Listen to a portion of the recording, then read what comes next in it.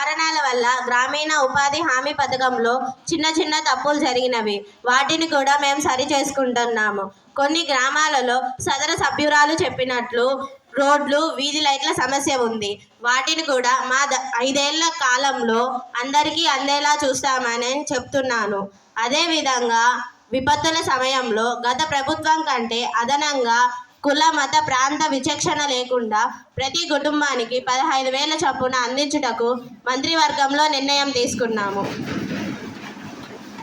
అంతేకాకుండా విపత్తుల నిర్వహణ కోసం NDRFతో కలిసి పనిచేసేదానికి గ్రామ స్థాయిలో కమిటీలను నియమించి వారికి NDRF ప్రతినిధులతో శిక్షణ ఇప్పిస్తున్నాము. ఈ విధంగా ప్రజలకు విపత్తుల గురించి అవగాహన కల్పిస్తున్నాము.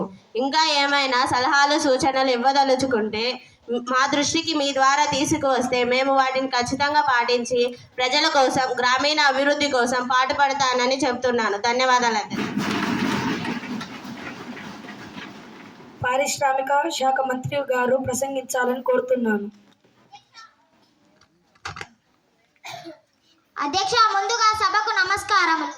అధ్యక్ష, మా ప్రభుత్వం ఏర్పడినప్పటి నుంచి పరిశ్రమలకు ప్రాముఖ్యతనిస్తూ నూతన పరిశ్రమలను ఏర్పాటు చేసేదానికోసం పెద్ద ఎత్తున కృషి చేస్తున్నాము. అధ్యక్ష, ఇప్పటికే కడప జిల్లాలోని కొప్పర్తిలో, కర్నూలు జిల్లాలోని ఓర్వకల్లులో, అదేవిధంగా తిరుపతి, నెల్లూరు జిల్లా సమీపంలో తడ వద్ద శ్రీజిటిని నెలకొల్పాము. అధ్యక్ష, విశాఖపట్నంలో సాఫ్ట్వేర్ హబ్ను ప్రోత్సహిస్తున్నాము. అధ్యక్ష, నెల్లూరు జిల్లా కృష్ణపట్నం నుంచి విదేశాలకు ఎగుమతులు పెంచుకునే విధంగా పరిశ్రమలు ఏర్పాటు చేశాము. అధ్యక్ష, విశాఖ ఉక్కు పరిశ్రమకు 11,700 కోట్లను కేంద్ర ప్రభుత్వ సహకారంతో అదనంగా పొందాము. అధ్యక్ష, ఇంకా ఎన్నో పరిశ్రమలను స్థాపించి 5 ఏళ్ల కాలంలో 20 లక్షల మంది నిరుద్యోగులకు ఉద్యోగాలు కల్పిస్తామని హామీ ఇస్తున్నాము. అధ్యక్ష, ధన్యవాదములు. అధ్యక్ష,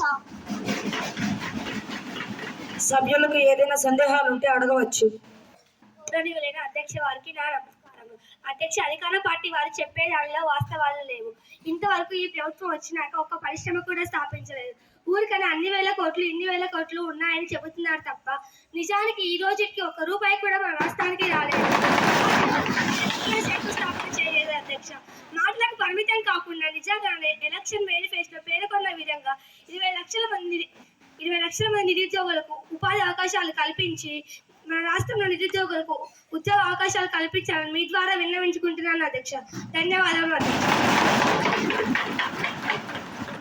అధికార పార్టీ వారు దీనికి సమాధానం చెప్పాలని కోరుతున్నాను. అధ్యక్ష, గత ప్రభుత్వ నిర్వాహకం వల్ల తిరుపతి దగ్గర ఉన్న అమరరాజా ఫ్యాక్టరీ తెలంగాణ ప్రాంతానికి తరలిపోయింది. అధ్యక్ష, పెట్టుబడుదారులు భయపడే పరిస్థితి తీసుకువచ్చింది గత ప్రభుత్వం. అధ్యక్ష,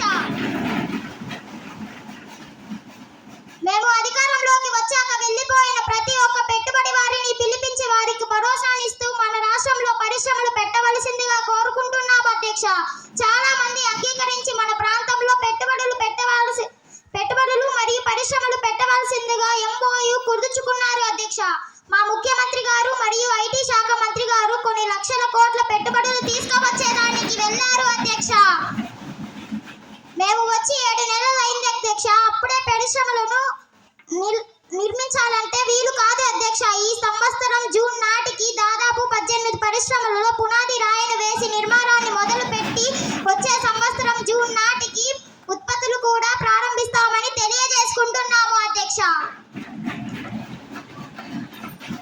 వైద్య ఆరోగ్య శాఖ మంత్రి గారు ప్రసంగించాలని కోరుతున్నాను. గౌరవనీయులైన స్పీకర్ గారికి, సభ్యులకు ముందుగా నా నమస్కారములు. అధ్యక్ష, మేము పిల్లల ఆరోగ్యానికి ఎక్కువ ప్రాముఖ్యత ఇస్తున్నాం. ఎందుకంటే నేటి బాలలే రేపటి పౌరులు. వారి ఆరోగ్యం బాగుంటే పెద్దయినాక చక్కగా పనులు చేసుకోగలరు. ఆరోగ్యమైన జనాభా ఎక్కడైతే ఉంటారో అక్కడ ఆర్థికంగా అభివృద్ధి చెందడానికి అవకాశం ఉందనే ఉద్దేశంతో మేము పిల్లల ఆరోగ్యానికి అధిక ప్రాధాన్యం ఇస్తున్నాం. అందుకోసం ప్రాథమిక స్థాయిలో అంగన్వాడీ కేంద్రాల ద్వారా పౌష్టికారమైన ఆహారాన్ని కల్పించడమే కాకుండా స్కూళ్ళల్లో మరియు జూనియర్ కళాశాలలో నాణ్యమైన మధ్యాహ్న భోజనం కల్పిస్తున్నాము. హోటల్స్, బేకరీస్, టిఫిన్ సెంటర్లు భోజనం తయారు చేసేటువంటి కేంద్రాలను నిరంతరం తనిఖీ చేస్తూ ఎక్కడ కూడా కల్తీ పదార్థాలు వాడకుండా చూసుకుంటున్నాం. అధ్యక్ష, ఎందుకంటే కల్తీ పదార్థాలు తిని పిల్లలు చాలా అనారోగ్యం పాలై చాలా ఇబ్బంది పడే అవకాశం ఉంది. అందుకోసం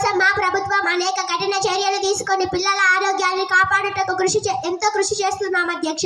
ధన్యవాదములు అధ్యక్ష. సభ్యులకు ఏదైనా సందేహాలు ఉంటే అడగవచ్చు. అధ్యక్ష, అధికార పార్టీ అన్ని గొప్పలు చెబుతుంది అధ్యక్ష. ఈ రోజు మనం ఎక్కడికి పోయి చూసినా వీధుల వెంట కూడా తోపిడి బండ్ల పైన బజ్జీలు, అదే విధంగా పానీపూరీలు, గోబీ ఇలాంటి వాటి తయారీలో కలుషితమైనటువంటి నూనెను వాడి ప్రజల ఆరోగ్యాన్ని, ముఖ్యంగా చిన్న పిల్లల ఆరోగ్యాన్ని నాశనం చేస్తున్నారు అధ్యక్ష. డాక్టర్ల దగ్గరికి వెళ్ళినప్పుడు మీ పిల్లలు జంక్ ఫుడ్ తినడం వల్ల మీ పిల్లలకు అనారోగ్య సమస్యలు వస్తున్నాయని చెబుతున్నారు అధ్యక్ష. చిన్న స్థాయిలోనే పిల్లలకు అనారోగ్య సమస్యలు ఎక్కువ అవుతున్నాయి అధ్యక్ష. మరి ఈ విధంగా పోతే వీళ్ళు పెద్ద అయినాక అనారోగ్యంతో ఉంటే మన దేశం అభివృద్ధిలో వెనుకబడిపోతుంది అధ్యక్ష. ప్రభుత్వం వారు ఇప్పటికైనా కళ్ళు తెరిచి వాస్తవంగా పరిశీలన చేసినట్లయితే చాలా ఇబ్బంది గల పరిస్థితులు ప్రస్తుతం రాష్ట్రంలో ఉన్నాయి అధ్యక్ష. ఒకవేళ వాళ్ళు నమ్మకుంటే తమరి ద్వారా ఎవరినైనా ప్రజాప్రతినిధులను పంపిస్తే మా నియోజకవర్గం అంతా వారికి చూపించి వాస్తవాలను తెలియజేస్తాం అధ్యక్ష. ధన్యవాదాలు అధ్యక్ష. అధికార పార్టీ వారు దీనికి సమాధానం చెప్పాలని కోరుతున్నాను. అధ్యక్ష, మేము అధికారంలోకి వచ్చి ఖచ్చితంగా 7 నెలలు మాత్రమే అయ్యింది. అయినప్పటికీ పిల్లల ఆరోగ్యంపై శ్రద్ధ పెట్టాం. ఎక్కడైనా సరే కల్తీ జరిగినట్టు తెలిస్తే వాళ్లకు ఖచ్చితంగా జైలు శిక్ష పడే విధంగా చట్టంలో మార్పులు చేస్తాం. మరి సదరు సభ్యులు వాళ్ళ నియోజకవర్గంలో ఏవైనా సమస్యలు ఉంటే